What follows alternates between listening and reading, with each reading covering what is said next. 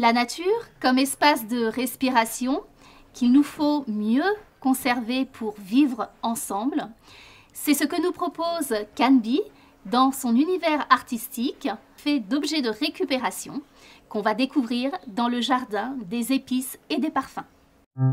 C'est un appel à projet que j'attendais depuis des années parce qu'il mettait en lien évidemment les jardins. Ce jardin à Saint-Philippe entre autres, qui est mon préféré sur toute l'île, et puis qui donnait quand même carte blanche pour de la création XXL pour des installations in situ.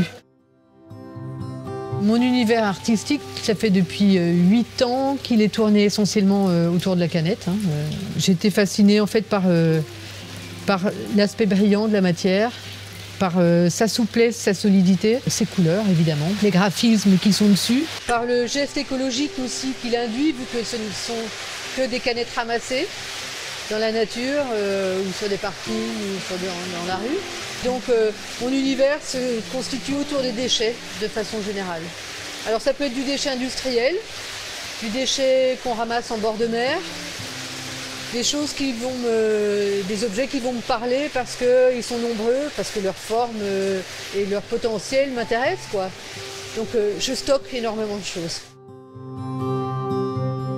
Alors dans le jardin, je propose, il y a eu 8 installations en tout, dont deux grosses pièces qui étaient faites avant même que la résidence commence. C'est ce qui plaisait aussi au propriétaire Patrick Fontaine, que la résidence commence avec directement quelque chose à voir dans le jardin. Puis que l'idée était d'amener le public local, se réapproprier les lieux, à reprendre l'habitude de venir au jardin en lieu de promenade.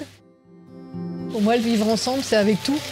C'est vivre ensemble en tant qu'être humain, et puis dans un environnement, quoi.